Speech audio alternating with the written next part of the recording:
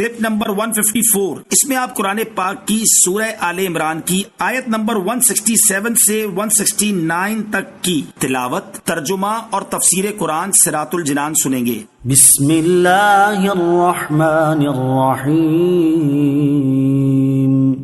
ترجمہ، اللہ کے نام سے شروع جو نہایت مہربان رحمت والا ہے۔ وَلِيَعْلَمَ الَّذِينَ نَافَقُوا وَقِيلَ لَهُمْ تَعَالَوْا قَاتِلُوا فِي سَبِيلِ اللَّهِ أَوِ ادْفَعُوا قَالُوا لَوْ نَعْلَمُ قِتَالًا لَاتَّبَعْنَاكُمْ هُمْ لِلْكُفْرِ يَوْمَئِذٍ أَقْرَبُ مِنْهُمْ لِلْإِيمَانِ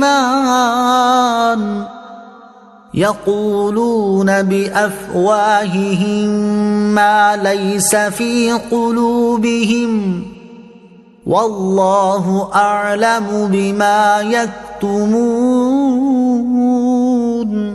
ترجمہ، اور اس لیے پہنچی کہ اللہ منافقوں کی پہچان کرا دے، اور جب ان سے کہا گیا کہ آؤ اللہ کی راہ میں جہاد کرو یا دشمنوں سے دفاع کرو تو کہنے لگے اگر ہم اچھے طریقے سے لڑنا جانتے، یا کہنے لگے اگر ہم اس لڑائی کو صحیح سمجھتے تو ضرور تمہارا ساتھ دیتے۔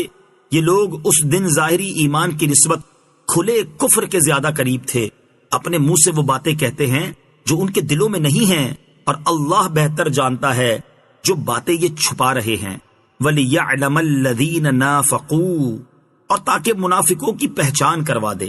غزوہ احد میں مسلمانوں کے نقصان اٹھانے کی حکمتوں کو متعدد مقامات پر بیان فرمایا گیا ہے، جس میں بہت بڑی حکمت مسلمانوں اور منافقوں کے درمیان امتیاز ظاہر کرنا تھا۔ چنانچہ یہاں پر بھی فرمایا گیا کہ مسلمان لشکر کو میدان احد میں اس لیے تکلیف پہنچی تاکہ اللہ عز و جل لوگوں کو منافقوں کی پہچان کرا دے، کیونکہ منافقوں کی حالت یہ تھی کہ جب جنگ احد شروع ہونے سے پہلے عبداللہ بن ابی وغیرہ منافقوں سے کہا گیا کہ آؤ اللہ عز و جل کی راہ میں جہاد کرو، یا صرف ہمارے ساتھ مل کر ہماری تعداد بڑھاؤ جس سے ایک قسم کا دفاع مضبوط ہوگا، تو یہ منافق کہنے لگے کہ اگر ہم اچھے طریقے سے لڑنا جانتے، یا کہنے لگے اگر ہم اس لڑائی کو صحیح سمجھتے تو ضرور تمہارا ساتھ دیتے۔ ان منافقین کے بارے میں فرمایا گیا کہ در حقیقت یہ اس دن اپنے ظاہری ایمان کی نسبت کھلے کفر کے زیادہ قریب تھے۔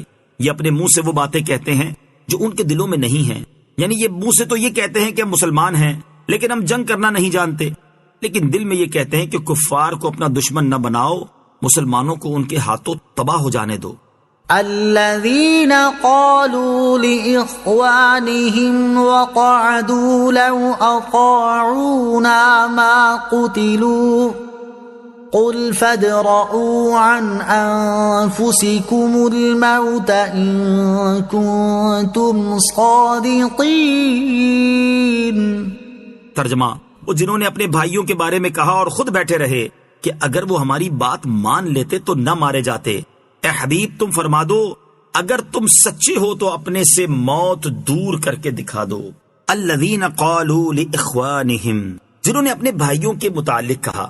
منافقین نے احد میں شہید ہونے والوں کے بارے میں کہا کہ اگر یہ لوگ ہماری بات مان لیتے اور ہماری طرح گھر بیٹھے رہتے تو مارے نہ جاتے۔ ان کے جواب میں فرمایا گیا کہ اگر تم سچے ہو تو اپنے سے موت کو دور کر کے تو دکھاؤ۔ یقیناً موت تو بہرحال آ کر ہی رہے گی، خواہ آدمی گھر میں چھپ کر بیٹھ جائے۔ تو یہ کہنا سراسر غلط ہے کہ اگر لوگ ہماری بات مان کر جہاد میں نہ جاتے تو نہ مارے جاتے۔ وَلَا تَحْسَبَنَّ الَّذِينَ قُتِلُوا فِي سَبِيلِ اللَّهِ أَمْوَاتًا بَلْ أَحْيَاءٌ عِندَ رَبِّهِمْ يُرْزَقُونَ۔ ترجمہ، اور جو اللہ کی راہ میں شہید کیے گئے ہرگز انہیں مردہ خیال نہ کرنا، بلکہ وہ اپنے رب کے پاس زندہ ہیں، انہیں رزق دیا جاتا ہے۔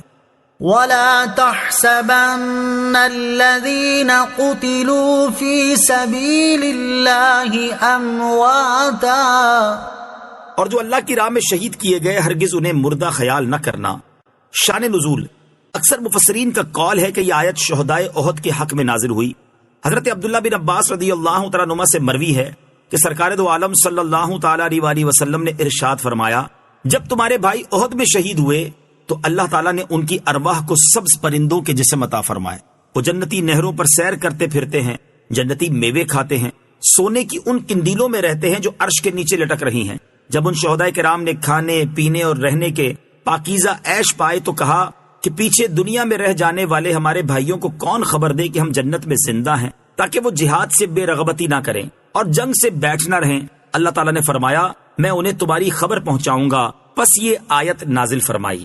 شہداء کی شان، اس سے ثابت ہوا کہ ارواح باقی ہیں، جسم کے فنا ہونے کے ساتھ فنا نہیں ہوتی۔ یہاں آیت میں شہداء کی کئی شانیں بیان ہوئی ہیں۔ فرمایا کہ وہ کامل زندگی والے ہیں، وہ اللہ کے پاس ہیں، انہیں رب کریم کی طرف سے روزی ملتی رہتی ہے، وہ بہت خوش باش ہیں۔ شہداء کرام زندوں کی طرح کھاتے پیتے اور عیش کرتے ہیں۔